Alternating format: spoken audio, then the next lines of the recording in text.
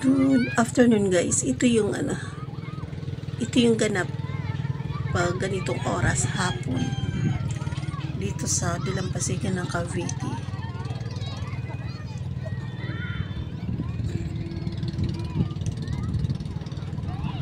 Napakaganda guys ng dito tanawin. Masarap din maligo lalo sa hapon dahil yung tubig dito guys ay hindi siya malamig, mainit na siya, mainit. Naghahalo kasi dito guys yung dito sa gilid. Naghahalo dito yung tubig alat tsaka tubig tabang. Ayan.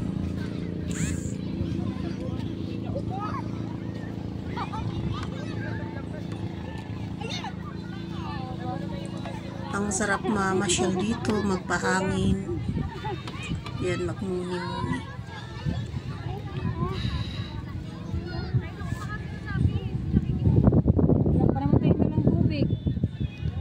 Hindi. Mainit pa, di ba?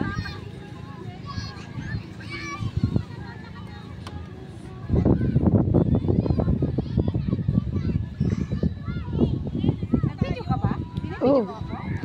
Hindi, dumaan ka, hindi talaga sadya eh. Ayan, kasama ka na sa video. Ako, binibig.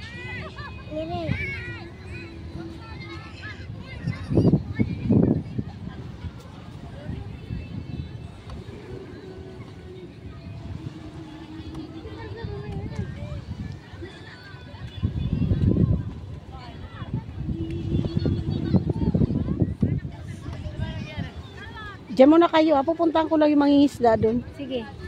Ayan, may share ko nga guys. Bakit nga ba nandito ako? O, shoes lang ako. Ito guys, back to 2017. Ayan. Naligo kami sa lugar na to guys. Nagustuhan ko nung naligo kami dito dahil wala akong naramdaman kahit konting kati. Ang ganda ng dito guys. Ang ganda ng dagat. Walang kati sa katawan.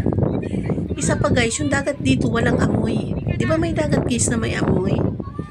Alam mo kung nasa dagat ka na kasi may amoy talaga siya. Pag malapit ka na sa mainit dagat, may sadyang amoy. Dito guys, wala kang maaamoy dito.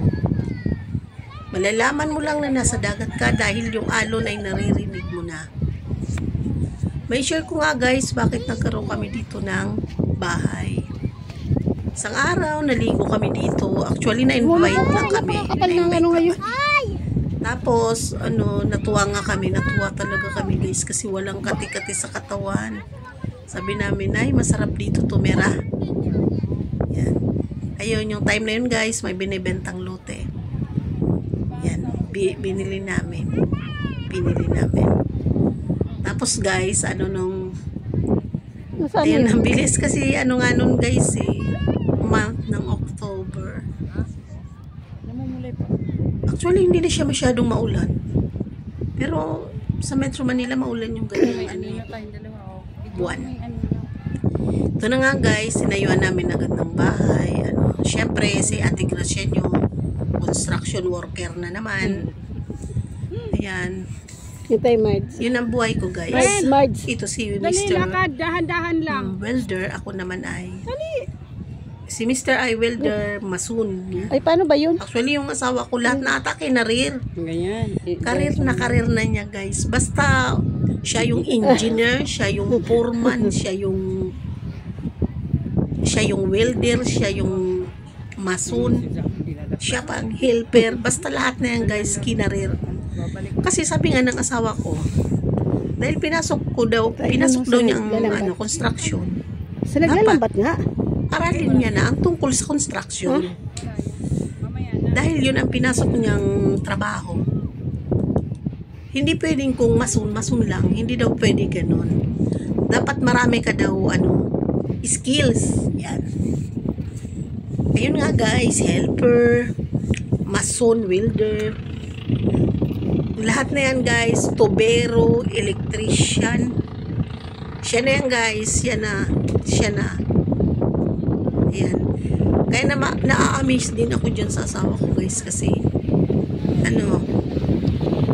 sa kanya kinarir na lahat. Ayan guys.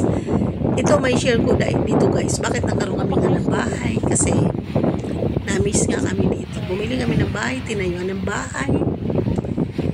Layo na Kaya nasa- ngayon guys, tuwing summer, ang Ate Gracia nyo ay palutang-lutang dyan. Oh. Minsan guys, isang linggo akong nakalutang-lutang dyan. Alam nyo ba yun? May mga sadya kami dito, salbabida ang tawag nyo sa Bicol. Yung salbabida ng truck. O di ba ang laki-laki nun? Palutang-lutang yan guys.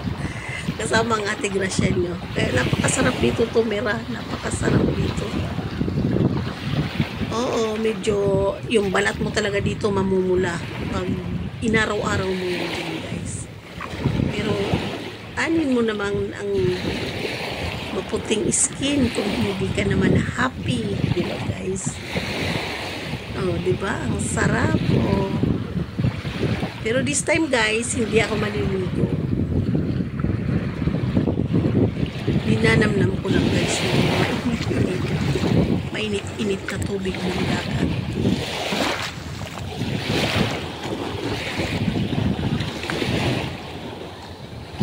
Pag summer guys, sobrang init sa Metro Manila. Dito kami tumatakas. Kung saan ay ibsan ang sobrang init.